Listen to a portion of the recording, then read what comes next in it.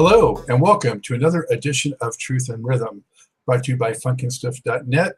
This is a show that gets deep in the pocket with contemporary music's foremost masters of the groove. I'm your host, Scott Dr. Goldfine, musicologist and author of Everything is on the One, the First Guide to Funk. If you don't have your copy, get on over to Amazon and pick one up. You'll be glad you did.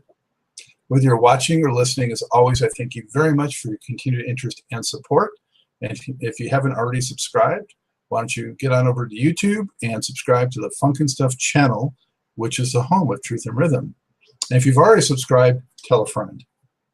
Featured in this episode is singer, producer, composer Al Hudson and his partner in funk and soul for more than 45 years, Dave Roberson. Beginning first in the early 1970s out of Detroit as Al Hudson and the Soul Partners before becoming Al Hudson and the Partners, and finally Al Hudson and One Way by the end of that decade, the pair was at the forefront of generating 15 albums and dozens of classic songs. Along with another key collaborator, bassist composer Kevin McCord, the group unleashed some of the fiercest, most infectious, and authentic funk between 1978 and 1987.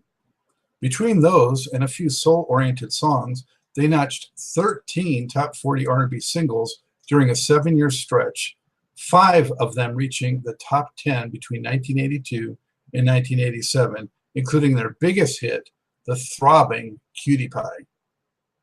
Other hits and funk classics included Do Your Thang, In the Basement, Pop It, Copy This, Pull Fancy Dancer Pull, Get Up, Hold It, Push, Wild Night, Can I, Let's Get Together, Don't Fight the Feeling, Shine on Me, Sugar Rock, Lady You Are, Mr. Groove, Serving It, Don't Think About It, Whammy, You Better Quit, and Get Up Off It.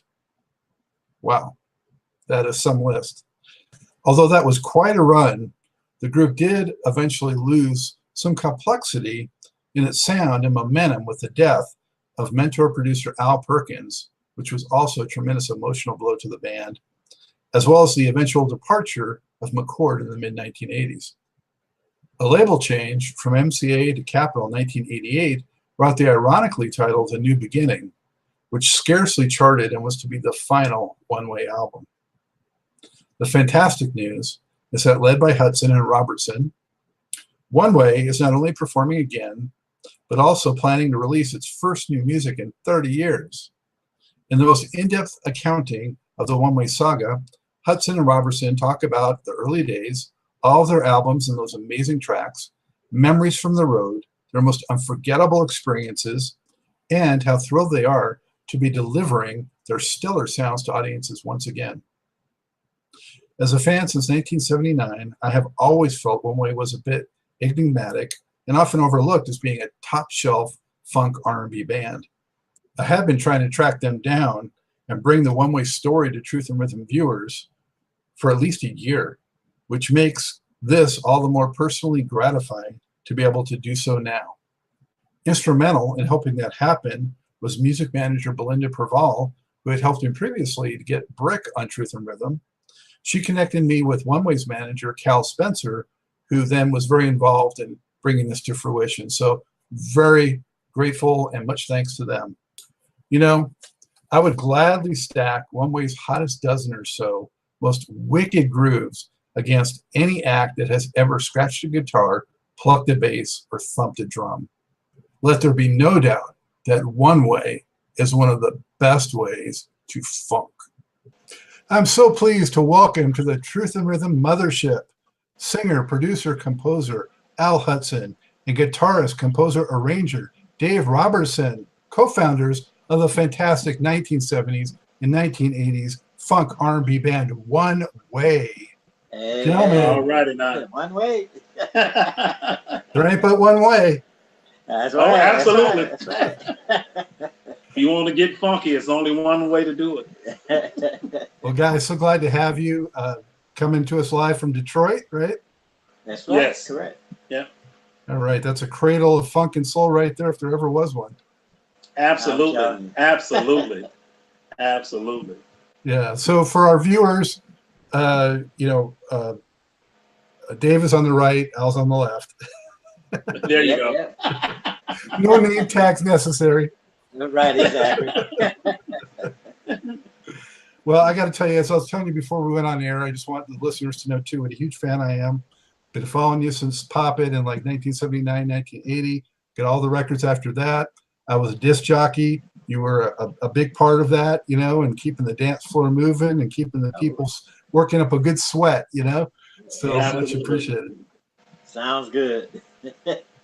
You guys came with killer tracks every single record, so we'll go through that. But what an incredible legacy. You know, you guys came with so many albums and so many great tracks through all those years, and we'll get into that. But I just want to say congratulations, and it's an honor to have you on. Thank you very much. It's an honor to be here with you today. Yeah. You know, also, I'm from the West Coast, and I can't speak for other regions, but on the West Coast, tracks like Cutie Pie and those, you know, more down-tempo funk tracks, I mean, they were the anthems out in the Los Angeles, Southern California area. So, Okay. yeah, they played really big out there. Yeah, that's what we hear from a lot of the fans. We've been touring the West Coast a lot in the last 3, 4, 5 years or so, and we get a lot of applause from fans that love our music and just funk in general. Period. You know. Yeah. Well, for my money, you know, you guys did a lot of variety of songs, but when you did funk, nobody could do it better. Some could do it maybe as good, but you guys were so authentic. So, I mean, much respect. Hey, you saying that makes us feel honored. I appreciate that. We just do what we do and love it.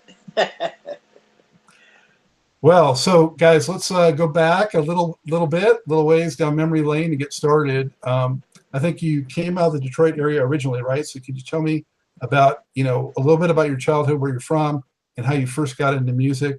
Maybe Al or Dave, with it, whichever one of you wants to start off first. Well, actually, you know, I'm born and raised in Detroit. Dave's from the South, Georgia. I'm from Rome, Georgia, actually. Yeah. But we got together as young teenagers. You know, they were doing like a bunch of talent shows back, you know, when we were young, and we met up and did like the Fox Theater in Detroit, which is a big thing now. It was pretty big then, but it's huge now. And we did a talent show there. They did it as a band, and I did it as a solo artist. And we liked what each other was doing, and we hooked up from that show on, actually. Absolutely. And started doing clubs and, you know, talent shows, and just liked what we did and liked the unity, and we just stuck together. You know, the instrumental part of our band, which back in the day was called the Soul Partners, instrumental music was really big back then with bands like the Meters and the Fabulous Counts. This was before the Ohio Players and people like that. So we had no intentions of singing, but we were a very strong instrumental band. And like Al said, when we met up with him, he was a singer without a band, and we were the opposite, a band without a singer. And a lady that was managing him at the time named Gloria Lyons met with us outside the facility and asked us, would we be interested in having a singer join our band? And the rest is history. Approximately what year was that? I want to say probably somewhere between 70 and 72. Right. Somewhere between 70 and 72. Yeah, so when you guys, before you guys met each other, when you were coming up, did you come from musical families, or how did you get attracted and drawn to music? Well, I didn't come from a musical family per se, but my dad sang gospel when I was a little kid, and he was in a gospel quartet, and I always remember them rehearsing at our house, and I was always in the middle of the rehearsal listening to what they did. And it's amazing that I didn't become a bass player, because my dad was a baritone singer, and he did all the bass parts because they had no instruments back in the early '60s in some of the gospel groups.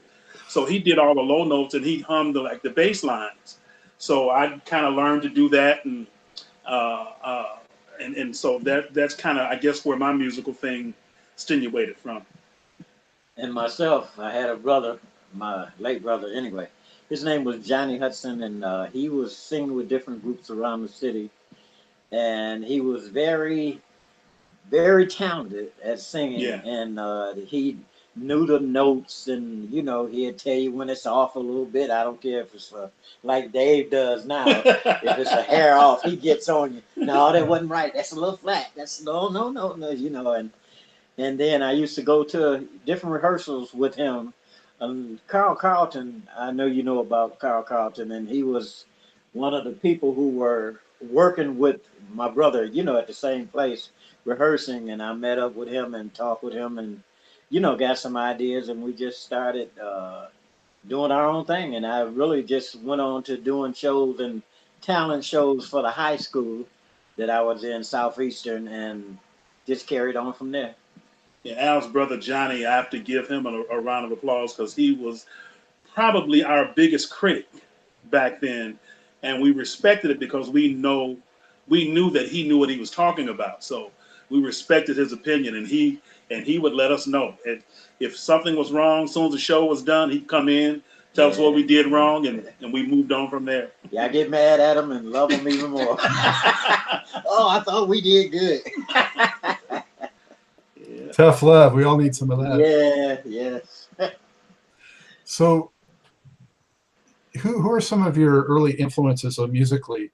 Dave on guitar and Al with your singing. Who are some of the guys that really kind of got you going? Well, I used to work a lot. Felipe Wynn from the Spinners. He used to help me out to, get my own little identity and things. But my favorite, I used to do a lot of Al Green. And they used to call, as a matter of fact, when I was young, we would be at a club and they would say the little Al Green, Al Hudson, and the Soul Partners, And we used to draw people just from that because I did a lot of Al Green songs and the Isley Brothers and, people like that. Because at first, I thought it wasn't good when I do the little Isley Brothers, just like Cutie Pie, when you do the little high notes, Cutie Pie. I thought that's kind of tedious, and being honest, I wasn't so sure about that record, but once it came out and I saw what it did to everybody, it just took me over, and I love it now. So you weren't huge on the falsetto stuff? Yeah. He was the Al Green, Ronald Isley of the local clubs back in the day. Yeah. Then later on, he also developed a good natural voice. So. And I'll get into this later, which gave him a combination of Al Green, Ronald Isley, and Eddie Levert, along with the little hints of Felipe Wynn from the Spinners. So that's one of the things that made our band different, our funk band different. You have funk musicians with a balladeer singer, and I also throw this in. Not only is he a balladeer singer, but he loves funk just as much as we do. Probably more. So that's kind of what made us unique from other funk bands. And my little upbringing is, and I used to always be intimidated by this because I grew up not being able to solo on guitar. And I used to be intimidated by that because all the guys I grew up with, they were learning Jimi Hendrix and George Benson and people like that. Well, my favorite guitar player back in the day was Jimmy Nolan. Jimmy Nolan played with James Brown. So these guys could solo and be all over the place, and I'd be a little intimidated. But when it came for us to do something, I could hold a funk groove for 3 days. And then I started getting people like Roger Troutman used to be in awe of how good he said I could hold a pocket. And Roger Troutman was one of the phenomenal guitarists on the planet to me. But here, this guy was giving me props of what I did. So then I learned that I was more of a rhythm guitar player than I was a lead guitar player. So I had guys that were great at soloing and playing George Benson and Jimi Hendrix coming to me telling me that they wish they could hold a pocket like I did. So that kind of took my intimidation away. So yeah, I grew up with funk. I could probably play every James Brown song on the planet in my sleep. And George Clinton, always been a big fan of George Clinton. Absolutely. We used to be in the studio where it was a privilege then to even be in the studio with this guy. Right. And watch what they do. And I think he kind of blew our mind in another way because he was really good too. Yeah, I mean, he do some funk and make you feel it so hard. Yeah, I was going to actually mention that when we get into some of the records about the United Sound vibe there. You know, Yeah. That's where Cutie Pie was cut. No wonder. It's got that something, you know. United Sound does, definitely. Yeah. Absolutely, absolutely. So once you guys got together, how long was it before you actually got a record deal and kind of really got your act together? Well, we actually we were doing like a bunch of, like I said, a bunch of the clubs, and the DJ from here, late Al Perkins, and he was in the music in a big way as far as, you know, the record labels, and like kind of powerful with the airplay different places. And when he took us on, first it was Ken Bell, who was with WJLB. They were both there, but we were with Ken Bell. But then Al Perkins, I guess he knew he could take us a little further, and we, you know, went with Al Perkins, and he helped us to get, you know, further up. Yeah, the first record deal. Yeah, Al Perkins. Yeah. He actually got us our first record deal. He's also known for getting deals for a bunch of other artists. Another group that's good friends of ours, he got them their deal through just knowledge of the business, which was the Floaters. So it came up through. We had a local manager whose name was Ken Bell. He was also a DJ on one of the popular stations here, WJLB, along with Ken Bell. And Ken probably managed. The good thing about Ken managed us maybe about 8-9 years. But the cool thing about him, he owned a nightclub. So they gave us work every weekend. Right. Exactly. So, and I guess he noticed that he could only take us so far. And he had Al Perkins to come in and see us at another club one night. And in hopes of turning us over to Al, which Al had more record company connections than Ken did. And then Al took us over, and I would say from start, what do you think we got our first deal? Maybe 73, 72, somewhere in there. And once Al Perkins took us over, it wasn't long. We got a record deal within a year after that. Yeah, within the first year. Well, I know you guys first did some singles, and then it wasn't until '77 when you got the first album out. So absolutely. The singles were on a different label, though, because the albums were on ABC, right? Atco, yeah. Yeah, Atco label with Atlantic Records. Yeah. And Al and I me personally just figured something out year before last. With Atco, we did a bunch of singles. We never really did a full album with Atco Records. And never dawned on us because we were still kids. We were just happy to have a record out. So yeah, we had a bunch of singles with the Atco label, which those singles are still riding pretty high in the European market right now. Really? Yeah.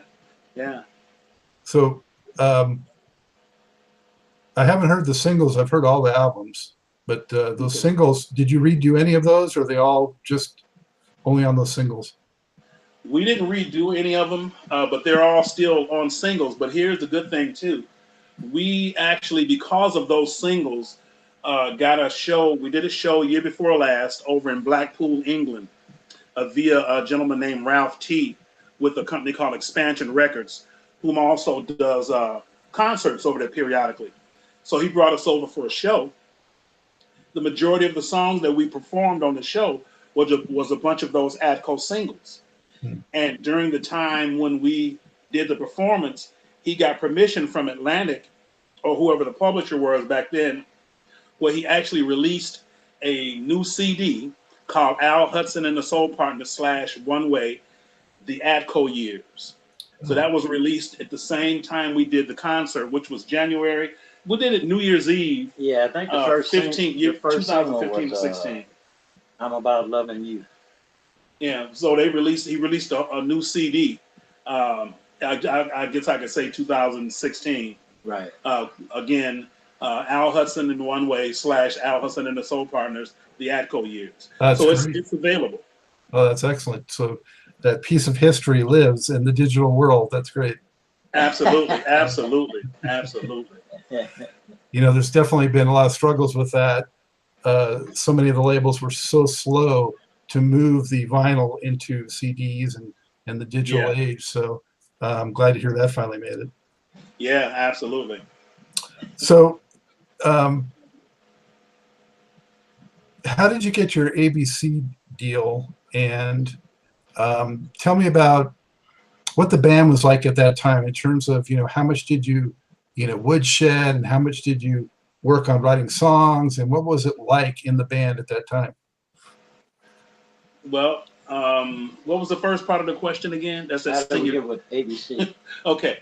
Actually, I'm not sure personally because, again, we were teenagers when we got to sign thing with Al Perkins, and he signed us through Perks Music via Atlantic Adco Records.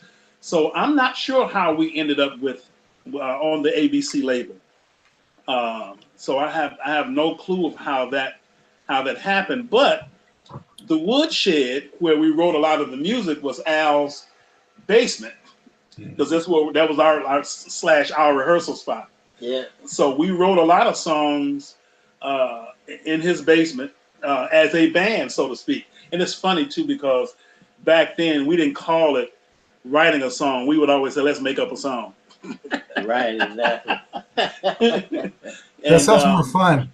Yeah, absolutely. Yeah. So I made up all the guitar parts, and the keyboard players at the time, which was Jack Hall and Corky Meadows, they made up the keyboard parts, and Al sung. He wrote all the lyrics, and we learned by that time we had learned how to sing background vocals. So we kind of did it as a collective, so to speak. And something that's probably 1 in a million. When you mentioned "Pop What You Got," Pop It, we were in the studio. They recorded the track, and we just made the song right there in the studio the same Pop night. What You Got was we a rehearsal all song. Night. That's all.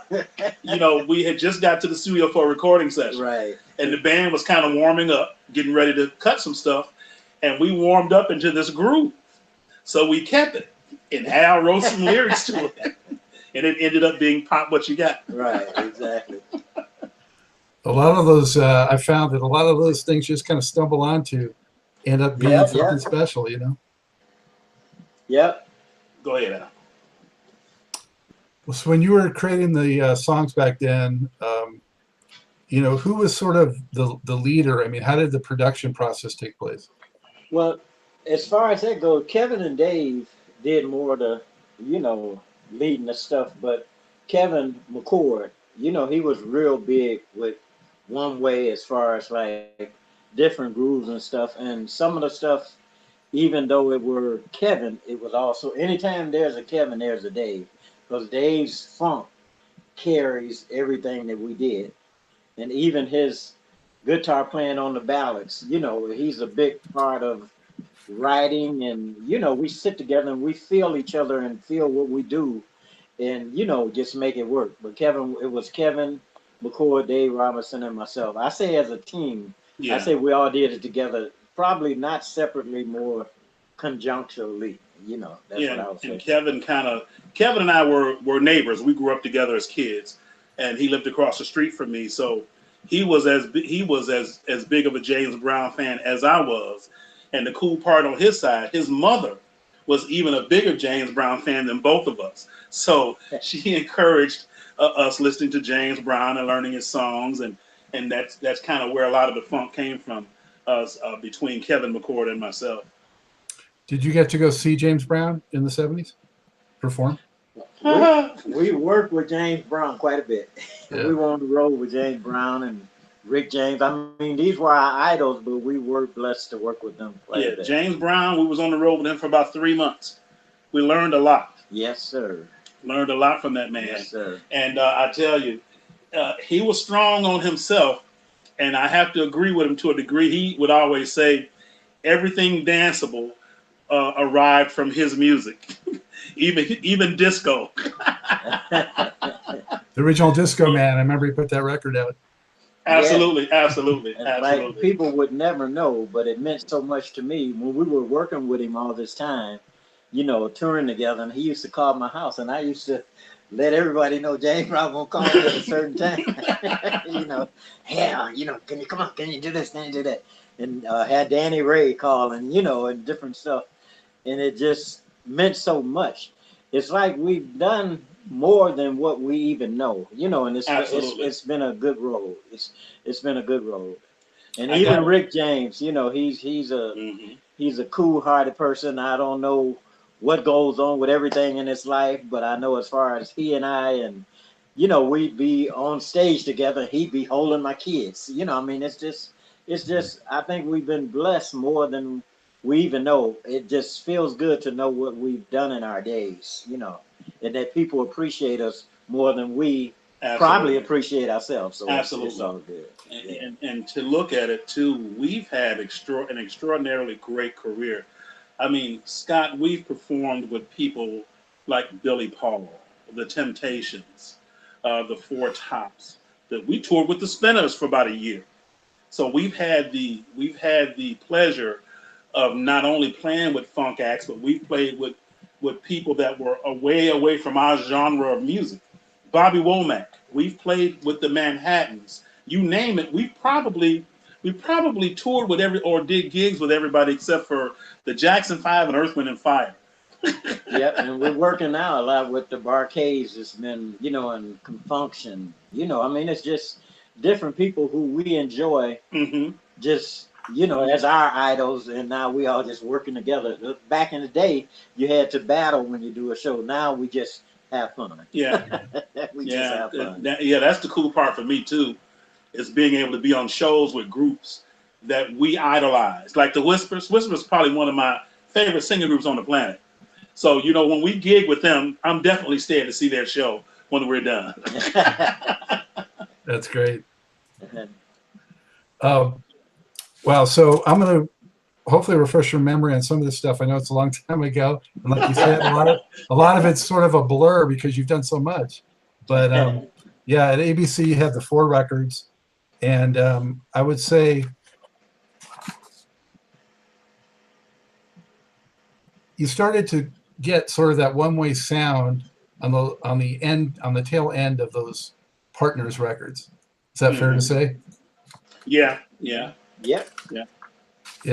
So how did it kind of come together, do you think, that, you know, at that point you kind of really flowed into that sound and style, and then you just wrote that, you know, from there out? Well, I guess because we still kind of kept the same format to a degree as far as writing is concerned. Regardless to whoever wrote a song in the band, we would probably come with the basics, and then like Kevin would come with a funk track, and a lot of times he would come and just have a bass line, and he would have the drum beat and maybe the lyrics and the melody. And he would say, well, here, Dave, lay a guitar part on this, you know. And of course, I would always revert back to rhythm or some funk chords or something, depending on what song it was. And so I would say I would contribute to that too.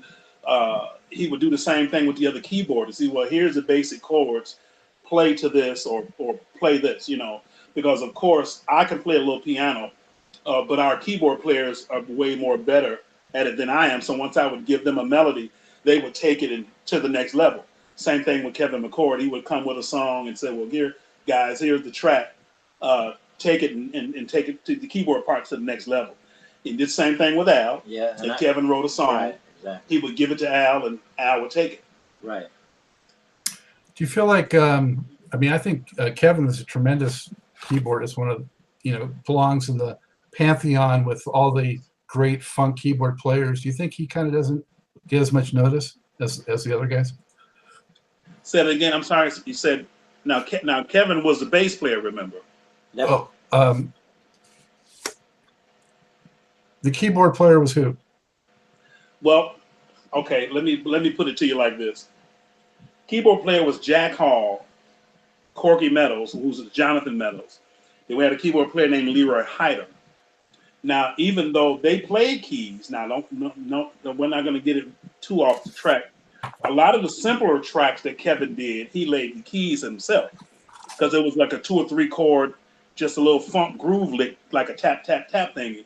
He laid those. Anything more extensive, he had the other guys to play. So let's say like one of those signature sort of synthesizer squiggle kind of things that's, you know, a centerpiece for some of the tracks. Who might come up with that?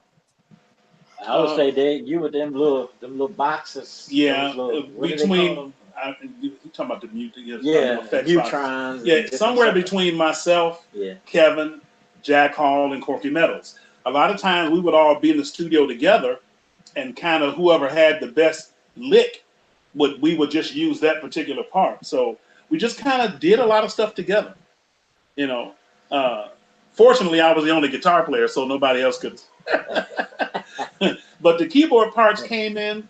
Like for instance, we had like the title album, "Who's Fooling Who," where Cutie Pie is at. Actually, the keyboard part on that was played by Al. And I'm definitely not a keyboard player. He wrote the song. You hear something, and you just hum it, and then once you hum something, they can pick it up and just go from there. And I just sing along with whatever they do, and we just work it out together. Yeah. Yeah. We also thought too, because of a lot of the up-tempo stuff that we have, which is considered funk, the keyboard parts are so simple. It's like, and I think that's the niche that Kevin McCord found. Simplicity is what made those songs pocket. You know, like we always used to have a saying, not to overcrowd the production. So the little bitty little chink, chinky, chink, chink, chink, chink, chink, that one part would play through the whole song. Right. You know, and then on the backbeat, you got the bass drums and guitar on top of that. So that simplicity, a lot of times it didn't take an extraordinarily great keyboard player to play them licks. You know, again, but if we needed something like, we had a song called Music, which was a very extensive keyboard song. Leroy Hyder played most of the keyboards on that particular track. Mm. And he was more of a jazz. He would add the jazz to the funk. Yeah, you know. And Leroy was more like a jazz keyboard player, which added another little flavor to our sound also. Exactly. Mm-hmm. So right around the end of the 70s, you did your final record as the Partners' Happy Feet. And I think it was around the same year you did the One Way also, and you changed labels to MCA. Mm-hmm. You came up with You Can Do It, which was on both records. And I would say that was definitely sort of the blueprint, if you will, for that one-way funk. Absolutely. How did that track come together?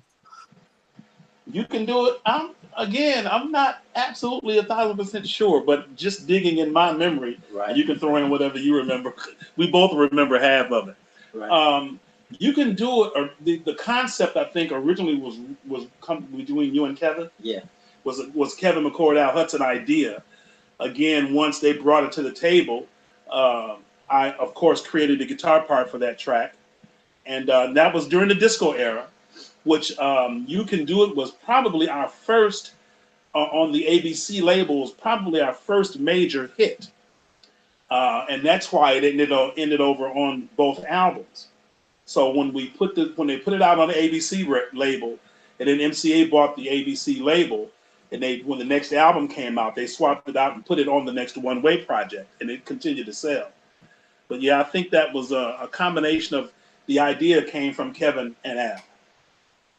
And what was the relationship with Alicia Myers? She was singing on that one, and she has a co-writing credit.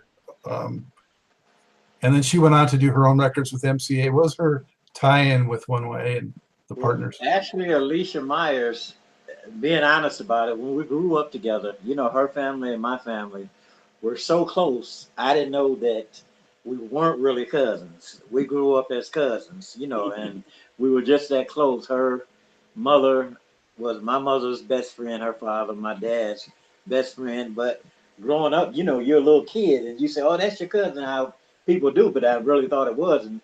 But we just that close of a family, and she was a singer with a group called the Milestones, and we just wanted her to be with us because she was so good. The group was so good itself.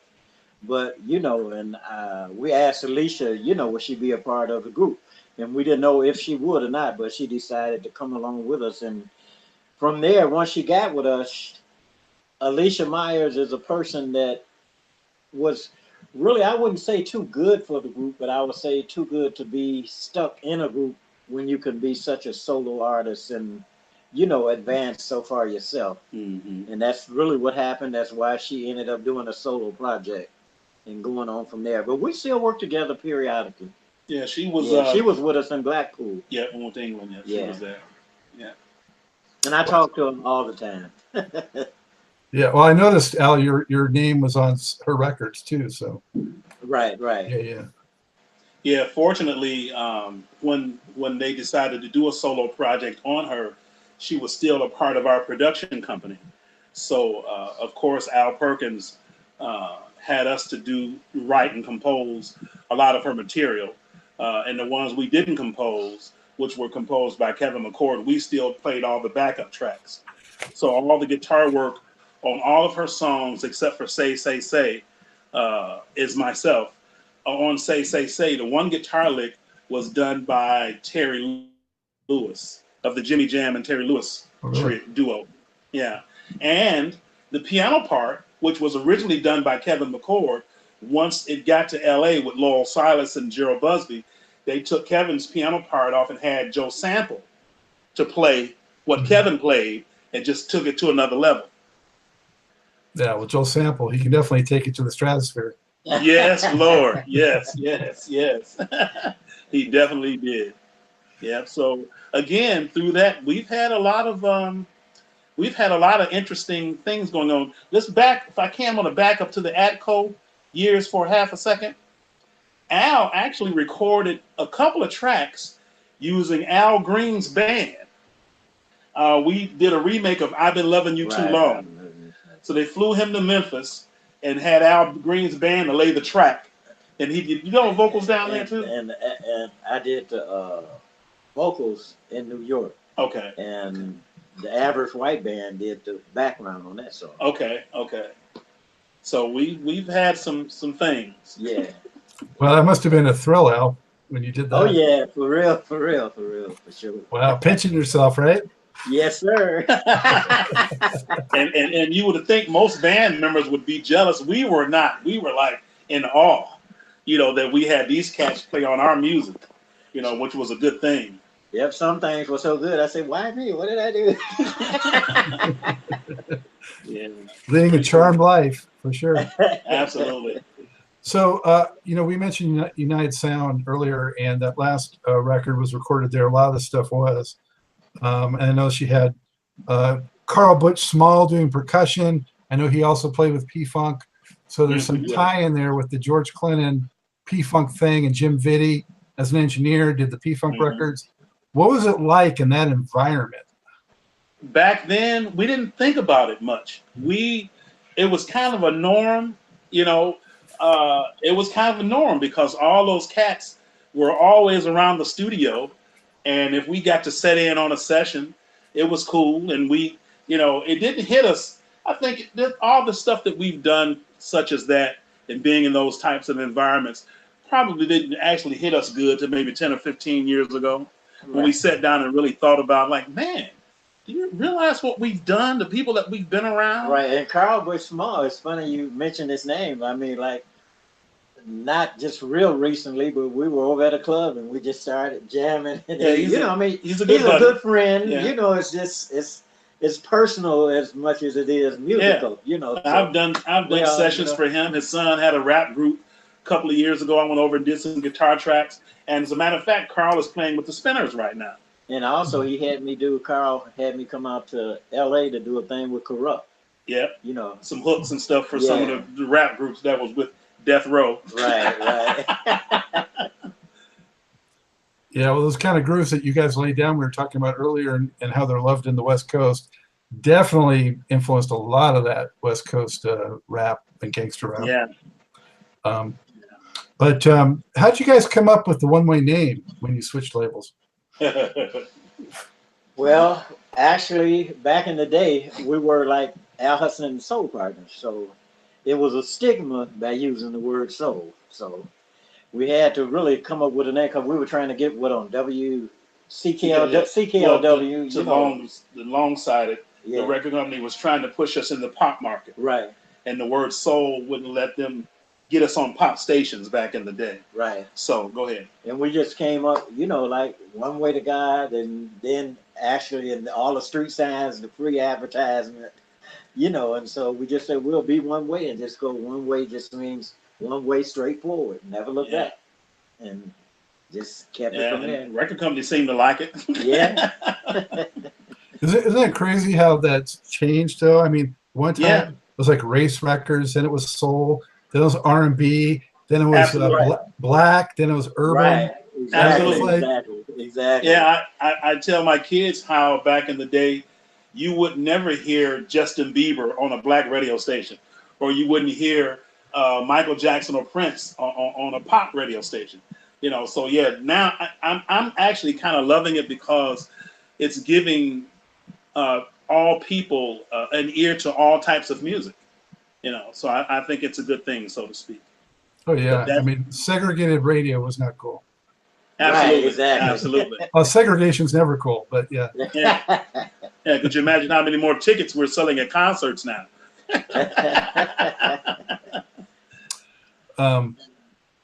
So when you made the change to MCA, you started growing to a whole new level of popularity. How did you guys sort of manage, you know, that in terms of, you know, getting more fans, getting more money, getting more sales, getting more attention? Yeah. Again, I have to keep reiterating, because we started so early, we really didn't pay a whole lot of attention. We didn't I think, like Al said earlier, we probably didn't actually realize how popular we were. But now to think about it, when we traveled back in the day, not only did we do the tour bus thing, but we had a full road crew. When I say a full road crew, we had a full road crew and a road manager. And I never will forget the one thing that keeps popping in my mind, kind of remind me of what I seen the Jacksons do. We were a little late getting into Saginaw, Michigan. We had just came from the South, and we had a gig in Saginaw with the OJs. And we were about an hour prior to showtime. And back then, our road crew was so tight, we used to make them rehearse because they had to set up all of our gear without us being anywhere near them. So we get into Saginaw with only an hour to get set up, change clothes, and perform. We went straight to the dressing room, started changing our clothes. We come out about 25 minutes later. Our crew had the stuff on stage set up, and we just hit the stage. So I thought we ran off the bus like the Jacksons, past the screaming fans, into the dressing room, back to the stage. So we didn't really, I don't think we realized how popular we were. So I can't really reiterate on how it felt back then, because it was just what we loved to do. Well, it was a big difference doing the big concert theaters as to doing the clubs, though. Yeah. You know, because back then, when you, just like, I mean, we could go into a club or a small stadium or whatever, and we could headline, you know, as to opening up for this person, that one, and that one, and that one. And it felt good to be able to do this, but it never went here. You know, it never swole our heads up. You know, it just, when you do what you do and you enjoy what you do and you're just blessed to be able to do it, you're just happy with that, you know, and we could be more than what we even know at the time, but it was just good enough for us just to be ourselves and enjoy what we do. And so many people enjoy us as well. Yeah, because how many people can say they did a tour with James Brown? Mm-hmm. You know, I mean, it's like, again, this stuff only actually just hit Al and I maybe about 10, 20 years ago when we actually started talking about it. Like, man, we actually played with James Brown. And you know, we did the Apollo Theater with James Brown once. We did the Apollo Theater with the Temptations. We did the Apollo Theater with Billy Paul. And then one place I remember we only played there once, we played the Schubert Theater with New Edition and Teddy Pendergrass.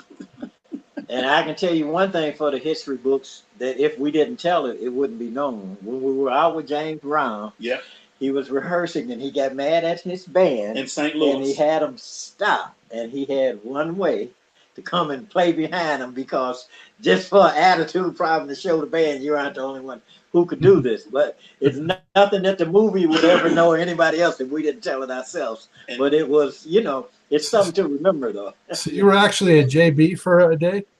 Oh yeah, absolutely. For about 15 minutes. This was in the middle of, it was in the middle of his show. Yeah, about 15 minutes. His road manager said that he had got into it with his band, and he told his band that anybody could play his music. Well, fortunately, he heard us at sound check, and I don't know if we were supposed to do this or not, but we were kids. We did it anyway. We sound checked playing Sex Machine. So that's how he knew we could play his music. In the middle of his show, he had his band to stop and had us come on stage, and he went 1, 2, 3, 4, and we went to chant right on cue, and played about half a song with him on stage. Yeah. And unfortunately, there were no camcorders. Right. But if we had knew then what it would mean now, would have had news crew or somebody come in and right, exactly. So that was something that's in our history, also that's never been, that the public that's not aware of, you know. Wow, that's amazing.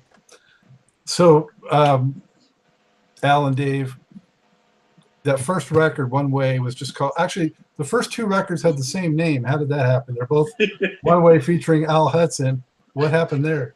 I don't know. That's some MCA's doing. Right.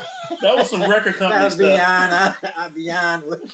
It's like it came out. Okay, well, that's who we are today. It's funny when we look at the royalty statements. It'll have Al Hudson and the Soul Partners. It'll have Al Hudson and the Partners. It'll have One Way. It'll have One Way featuring Al Hudson. It'll have Al Hudson and One Way. So we have no clue why they kept switching that around like that. Right. Have no idea whatsoever. Well, you put a nice long version of You Can Do It on that record, which was cool.